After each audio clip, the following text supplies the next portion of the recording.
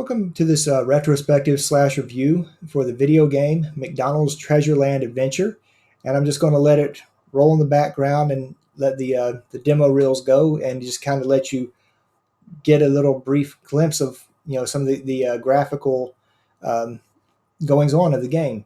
And while I do that, basically, I just kind of want to talk about how pleasantly surprised I was by the game because I kind of figured this is a McDonald's game, and I kind of figured the people behind this probably would have just phoned it in and made their quick little Happy Meal bucks and been on their way. But like I said, it's pleasantly surprised. It's actually a pretty competent game, and this is only the second game that Treasure ever put out on the Genesis, or at all actually as a company.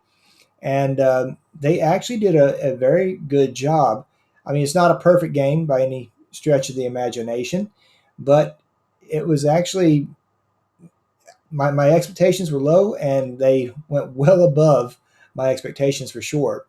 So I would just say that the game, I think the graphics, as you can see here from the from any of my videos, basically, but also from the demo reel here, the uh, the game is very colorful, and the graphics are actually competent, very well done, um, good animations, and the control of the game was actually pretty good as well. It wasn't actually there's it wasn't one of those games where the control of the game was something that would frustrate you.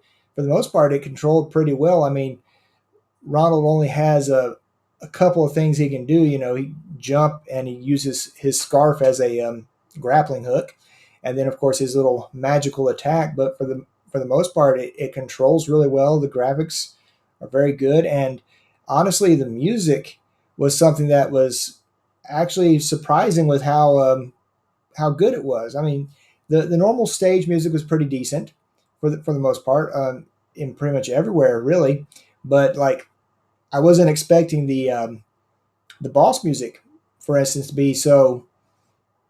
I don't know. I wouldn't say epic would be the best word, but you know, suitably dangerous sounding. So they had some pretty good music all throughout the game, and yeah, other than like I said, graphics, music, and control were really on point here.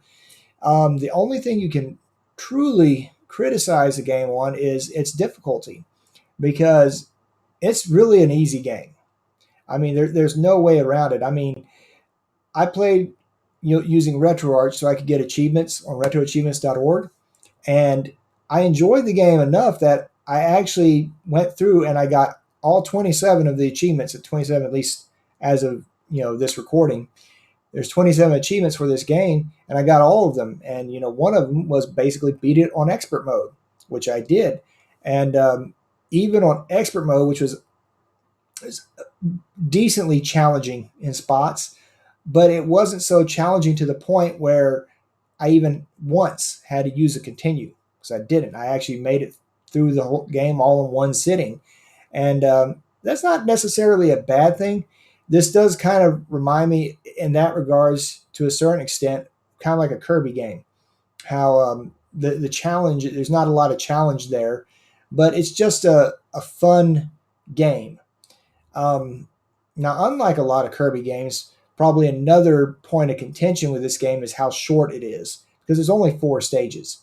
I mean, you can blow through this game in an hour and a half or 2 hours, depending on what difficulty you put it on, and it's not going to be one of these things you keep coming back to, for a week or so, or even a month at a time to beat. You'll beat it in one day for sure. But if you just want to sit down and play a quick little platformer that's a fun game, this is actually not a bad game to spend your time with. And if you're interested in Treasure and all their catalog, and probably want to see where they were at before they came out with their next game, which would be Dynamite Heady, which I assume would be very similar to this game because it's also a platformer. So I figure hopefully it'd be obviously a much more extensive game, and probably hopefully a little more challenging as well. Um, but yeah, I think they did a really good job, and surprisingly so. Like I said, McDonald's games, you wouldn't think a McDonald's game would be good. But this one was good. And I'd say I'd probably give it a final score of probably about 80% because it really is just too short to give it anything higher than that. But it's not a bad game, and it's not a frustrating game either at the end of the day. I mean, there are a couple of times where I might have had some difficulty with some of the platforming, but not really. I mean, it definitely wasn't one of those games that made you want to pull out your hair or anything. So it's just a fun game, worth playing for sure if you just want to start going back through the back catalog of what Treasure has on offer. You can't really buy it anywhere, and I'm assuming that's probably due to licensing reasons. So there are obviously other ways of going about getting the game, and yeah, you know what? It's a fun game, worth a couple of hours of playing for sure. Anyway, that'll do it for this video. Well, thank you very much for watching. I'll see y'all in the next one. Take care.